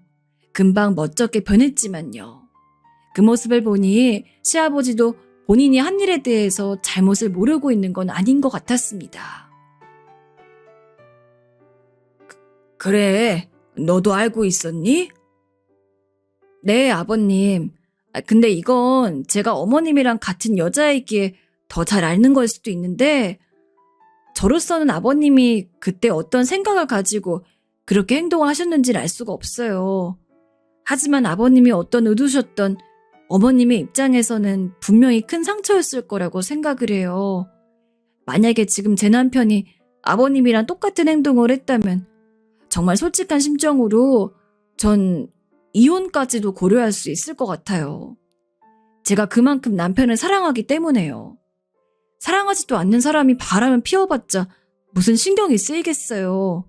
하지만 너무 사랑하니까 그 사람이 내가 아닌 다른 사람을 봤다는 것이 화가 나고 슬프고 속상할 것 같아요. 그러냐?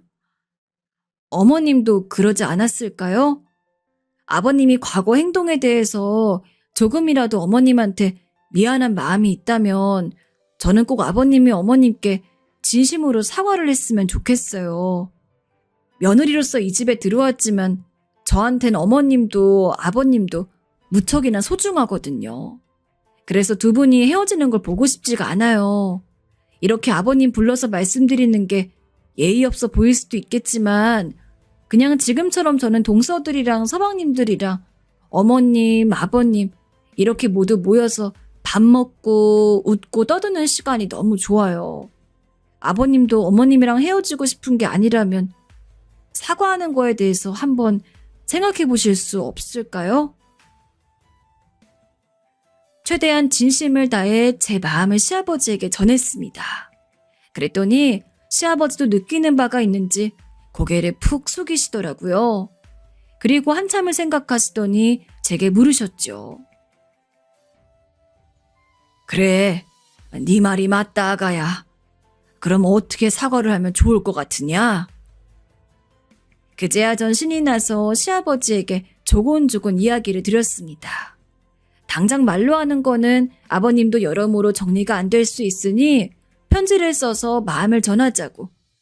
이제 곧 어버이날이니까 그때 마침 서방님들도 편지를 써가지고 어머님에게 드리기로 했고 그때 아버님도 깜짝 이벤트로 직접 쓴 편지를 낭독하면서 어머님에게 사과를 하면 좋을 것 같다고요. 좋은 계획 같구나. 알겠다. 나도 그럼 그리 할게. 결국 시아버지의 동의를 얻고 저희 가족은 어버이날에 맞춰서 오로지 어머님만을 위한 깜짝 이벤트를 준비했어요.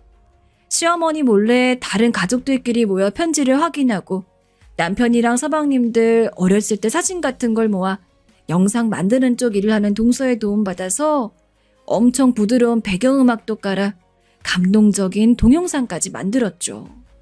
그리고 마지막에는 시부모님의 결혼 사진까지 클라이막스로 넣어두었습니다. 그런데 왜 일이 되려고 하면 안 되는 걸까요? 시련과 고난은 왜 항상 성공 직전에 등장하는 걸까요? 저희의 계획을 실행하기도 전 일이 터진 겁니다. 갑자기 시아버지께서 연락이 오셔선 아가야, 미안하지만 난 못하겠다 라고 말씀하신 거예요. 아버님, 무슨 일이세요? 갑자기요? 내가 사과한다 해도 이 사람이 바뀔 것 같지 않고 우리 사이가 달라질 것 같지도 않어. 그냥 원래 각자 가려던 길 가는 게 맞는 것 같다. 아버님 잠시만요. 안 돼요. 하지만 제가 안 된다 해봤자 전화기는 이미 끊어진 후였죠. 아니 이럴 수가. 아버님이 이렇게 나오시면 애써 준비한 것들은 다 뭐가 되나요? 남편과 저는 물론이고 준비하던 사람들 모두 불이 확 죽어버렸습니다. 아휴, 아니 아버님께서 갑자기 왜 그러시는 거래? 또 싸움이라도 벌이신 건가? 아니 이대로만 하면 어머님 마음 그래도 풀릴 수 있었는데 이제 어떻게 해? 다들 대책회의 겸 저희 집에 모여 있었는데 초상집 분위기였어요. 저녁을 먹겠다고 시키긴 했는데 먹는 둥 마는 둥 입에 뭐가 들어가는지도 몰랐죠. 그런데 그때 서방님이 자기가 한번 알아보고 오겠다고 하더니 잠시 밖으로 나가더라고요. 그리고 얼마 뒤 서방님이 돌아오시기만을 기다리며 있었는데 초인종 소리가 들렸습니다. 밖으로 나가보니 아버님이 서방님과 함께 멋쩍은 얼굴로 서 계시더라고요. 아버님? 그래, 어떻게 된 거냐면 말이다. 아버님은 그렇게 저희를 모아놓고선 이야기를 들려주셨습니다. 아니 내가 말이야, 이 여편 내가 오늘 밥을 안 차려놨길래 대신 부엌에 들어갔다. 솔직히 같이 살게 될 날도 얼마 안 남았는데 밥까지 안 차려놨으니 화가 났지. 그래도 내가 잘못한 게 더 크니 나라도 밥을 차려주려고 들어갔어. 근데 정성껏 다 차려놓았더니만 밥은 안 먹고 갑자기 어딜 간다는 거야. 근데 차림이 이상했어. 평소 안 하던 화장을 하고 옷차림도 너무 화려하고. 그래서 몰래 뒤를 따라가 봤는데 아휴, 니들한테 이걸 어찌 말해야 할지. 그 후 아버님의 이야기는 믿을 수 없었습니다. 네 어머니가 다른 남자를 만나고 있더라. 네? 너무 놀라서 전 그만 놀라다 살해에 걸렸고 남편도 서방님들도 믿을 수 없다는 듯 아버님을 쳐다보았습니다. 아버님은 한숨만 푹 쉬셨고 참담한 얼굴로 중얼거리셨어요. 자기도 믿기지 않는다고요. 아버지, 그게 진짜예요? 우리 엄마가 다른 남자를 만난다고요? 그래, 그것도 누구랑 만나는 줄 아냐? 내 친구랑 만난다. 아버님의 대답에 전 모두 숨이 턱 막히는 느낌을 받았습니다.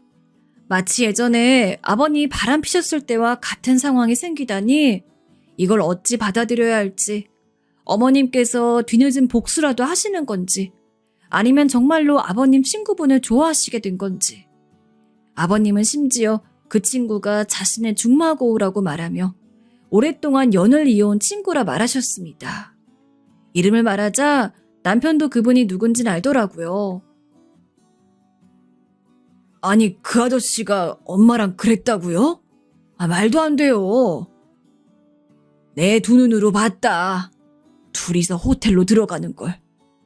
아무튼 얘들아, 난 더 할 말 없다. 이 계획은 없던 거로 하자. 아버님은 그렇게 말하시곤 힘겹게 일어서시더니 나갈 준비를 하셨어요. 저희가 아버님을 붙잡고 좀 얘기를 더 들어보려 해도 아버님께선 더 할 말 없다는 듯 손살에 치시곤 밖으로 나가셨어요. 저흰 그저 왠지 모르게 쓸쓸해 보이는 아버님 뒷모습을 바라만 보고 서 있었죠. 아버님이 나가시자 남편은 분을 터뜨렸어요. 엄마가 아무리 그래도 어떻게 아버지 친구랑 그럴 생각을 하냐는 둥. 말도 안 되는 이야기라는 둥. 남편의 말에 분위기는 더 차갑게 가라앉았고 그렇게 저희는 암묵적으로 두 분이 정말 황혼의 이혼길로 들어섰다는 것을 확인했습니다. 서방님들이 가시고 나서도 그나저나 남편과 한참 얘기를 나눴어요. 남편은 자기 어머니의 불륜 행각을 믿고 싶지 않아 했고 때때로 화를 내며 분개했어요. 전 그런 남편을 보다 쓸쓸히 나가던 시아버지가 떠올라 가슴 한편이 아파졌고 이 사태를 어찌하면 좋을지 고민에 빠졌죠. 하지만 아무리 생각해봐도 제가 할 수 있는 건 없더라고요. 그냥 이대로 두 분의 이혼을 받아들이는 수밖에요. 하지만 그렇게 흘러가던 어느 날이었어요. 제가 장을 보러 나가던 중 시아버지에게 다시 연락이 온 겁니다. 며느라, 만날 수 있니? 내가 그리로 가마. 시아버진 저희 집으로 오늘 오겠다 하셨고 전 급히 장을 보다 다시 집으로 들어가게 되었어요.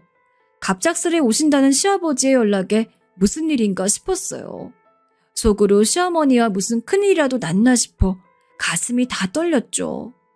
남편도 퇴근을 하고 집으로 왔을 무렵 시아버지가 때마침 도착하셨고 아버님은 조금 불안한 기색으로 저희 얼굴을 보시더니 천천히 입술을 떼셨습니다. 그 니들이 말한 계획 말이다. 그거 하자꾸나. 사과하고 싶다. 네 엄마한테. 네? 아버지 괜찮으시겠어요? 이해가 도통 되지 않았어요. 아버님 중마고랑 그렇고 그런 사이라던 어머님께 왜 이제와 사과를 하고 싶다는 건지. 하지만 아버님은 단호하셨어요. 이왕 하기로 한 거 끝까지 하고 싶다면서 사과하는 내용의 편지를 준비하겠다고 하더라고요. 내가 과거에 어쨌든 잘못한 건 맞지 않냐. 그건 사과하고 싶어서 그런다. 그러니 그대로 하자꾸나. 아니 아버지 그래도 니네들은 준비하던 거 계속 준비해라. 어버이날에 보자꾸나. 배웅은 하지 말아라.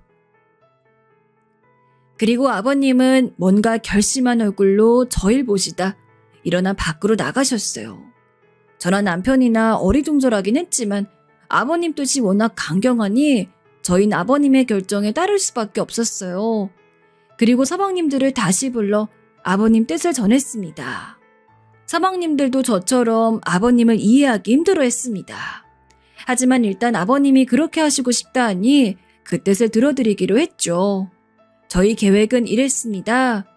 여느 때처럼 다 같이 모여 밥을 먹다 아무 말도 없이 어머님을 뺀 모든 가족이 하나둘 방으로 들어가고 갑작스런 상황에 어머님이 당황해하는 모습을 보이면 제가 나와서 미리 찍어둔 동영상을 들고 남편부터 순서대로 짧은 편지를 읽은 다음 마지막에 시부모님의 결혼 사진이 나오면 그때 시아버지가 딱 등장해선 본인이 쓰신 편지를 읽는 거였습니다.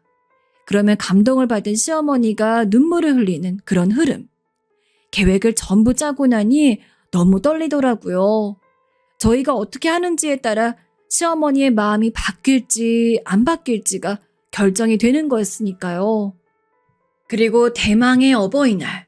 시아버지와 이혼을 결심한 뒤로 굳이 가족들끼리 모이고 싶지 않은지 계속해서 거절하는 시어머니를 힘겹게 설득을 해서 온 가족이 이전처럼 다 같이 모여 식사를 했습니다. 정말 평소처럼 재미있는 이야기들 나누면서 웃고 떠들다가 제가 슬쩍 눈짓을 주면서부터 이벤트가 시작되었어요. 우선 남편이랑 제가 먼저 일어나서 방에 들어갔습니다. 아니 쟤넨 왜 갑자기 말도 없이 방에 들어가? 벌써 다 먹었니? 어리둥절한 시어머니의 목소리가 저희가 있는 방까지 들렸습니다. 하지만 그 말에 아무런 답변도 하지 않은 채 나머지 서방님들이 먼저 일어나서 우르르 다른 방으로 들어가고 그 이후는 동서들, 마지막은 시아버지였습니다. 이게 뭐 하는 거야? 모두가 들어간 뒤 자리에서 일어날 생각도 못한 채 얼떨떨한 어투로 말하는 시어머니 목소리가 들리자 전 밖으로 나가서는 핸드폰과 거실 TV 화면을 연결해서 미리 찍어둔 동영상을 틀었습니다. 여전히 상황 파악이 안 되는 시어머니는 TV 화면만을 뚫어지게 보다 제 남편이 먼저 나와서는 편지를 읽자 무언가 자신을 위한 이벤트인 걸 눈치챈 모양이었어요. 시어머니는 처음에는 멀뚱히 화면을 보시다가 조금씩 눈물을 글썽이셨죠. 엄마, 저 엄마 아들 승환이에요. 엄마 지금까지 저희 키워주시고 고생해주셔서 감사합니다. 항상 감사드리다고 말하고 싶었는데 그간 제대로 말 못했던 것 같아요. 감사합니다. 그리고 사랑합니다, 어머니. 어머님, 저 미연이에요. 어머님, 저 처음 이 집에 들어왔을 때 말도 잘 못하고 제가 성격도 무뚝뚝해서 많이 답답하셨을 텐데 어머님이 저 친딸처럼 아껴주시고 챙겨주셔서 너무 감사했어요. 덕분에 잘 적응한 것 같아요. 앞으로 어머님 잘 모시는 며느리가 될게요. 항상 건강하게 오래오래 제 옆에 있어주세요, 어머님. 얘네는 무슨 이런 걸 준비해? 남편과 제가 쓴 편지까지 전부 가벼운 낭독이 끝났을 무렵 드디어 동영상에는 시부모님의 결혼 사진이 올라왔습니다. 시아버지가 들어가 있는 방 근처에 서 있던 셋째 서방님이 이제 나와야 된다는 신호로 방문을 똑똑 두들기자 시아버지가 엄청 긴장한 기색으로 편지를 손에 쥔 채 거실로 나왔어요. 시아버지는 눈도 마주치지 못하고 떠듬떠듬 편지를 읽어나가셨습니다. 사랑하는 여보, 과거 내 잘못에 대해 한 번도 당신에게 용서를 빌지 않았던 것이 너무도 미안하오. 잘한 거 하나 없는 내가 뭐 그리 잘났다고 그렇게 뻣뻣하게 굴었는지. 당신이 이렇게 나랑 헤어지겠다고 하고 나서야 당신이 얼마나 많은 상처를 받았는지, 내가 얼마나 많이 잘못했는지 깨달을 수가 있었다오. 내가 정말 염치가 없는 놈이지만 부디 한 번만 나를 용서해 줄 순 없겠소? 당신한테 상처를 줘서 정말 미안하오. 그리고 사랑하오. 더듬더듬 떨리는 목소리로 그렇지만 진정성 가득하게 시아버지가 한자 편지를 읽는데 한순간에 온 집안이 시어머니 눈물 소리로 울음바다가 됐습니다. 서방님들도 어쩐지 애틋한 얼굴로 두 분을 지켜보았고 시어머니는 자식들 편지까진 어떻게 꾸역꾸역 참으시는 것 같았는데 시아버지의 진심 어린 편지는 견딜 수가 없었는지 엉엉 우셨죠. 시어머니는 고개를 끄덕이셨어요. 그래요, 여보. 우리 다시 한번 잘해봐요. 그렇게 다행히 시아버지의 마음을 알겠는지 용서를 해주셨고 그날 두 분은 처음으로 저희들 보는 앞에서 뽀뽀까지 쭉 했습니다. 그리고 시아버지는 그제야 저희를 불러 모아 머쓱한 표정으로 어머니가 중마고우와 바람 피는 걸 보았던 그 이야기를 자세히 해주셨어요. 사실은 너일 만나 그 얘기라고 내가 중마고우를 만나 얘기를 들어봤다. 정말 내 아내랑 그렇고 그런 사이인지 말이야. 근데 모든 게 내 오해였더구나. 내가 그날 이 사람이 중마고우와 함께 그 호텔로 들어가는 걸 봤는데 말이야. 알고 보니 내 친구가 지 아내한테 이벤트인지 모시길 준비한다고 호텔에서 뭘 한 모양이야. 그걸 이 사람이 도와준 거고. 아내 말고 다른 여편네들도 도와준답시고 거기 갔더라고. 사진으로 다 확인했단다. 난 그것도 모르고 괜히 오해했지 뭐니. 참 놀라운 반전이죠. 저흰 그 이야기를 듣자마자 그럼 그렇지 하는 눈빛으로 어머니를 쳐다보았습니다. 시어머니는 한숨을 푹 쉬며 이 사람이 자기 미행할 줄 꿈에도 몰랐다며 참으로 주책이라고 타박하셨어요. 아니, 내가 그렇다고 당신 친구랑 그런 짓을 하겠어요? 안 해요, 나는. 미안해. 다 내 오해였어. 그리고 이 양반도 참, 그걸 그렇다고 애들한테 다 말하면 어째요? 잠깐이지만 애들이 날 뭐라 생각하겠어요?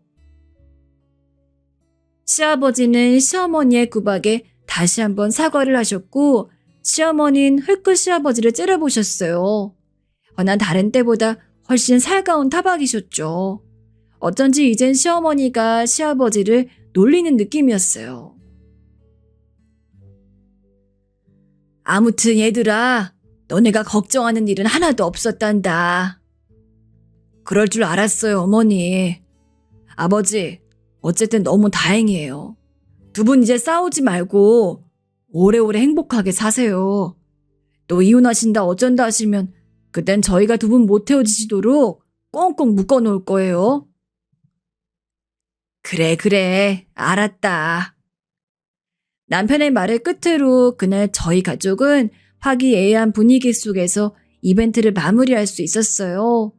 나중에 시아버지께선 제가 이 이벤트를 생각하고 준비했던 걸 고마워하시면서 저를 불러 딸 같은 며느리라고 용돈을 따로 챙겨주셨답니다.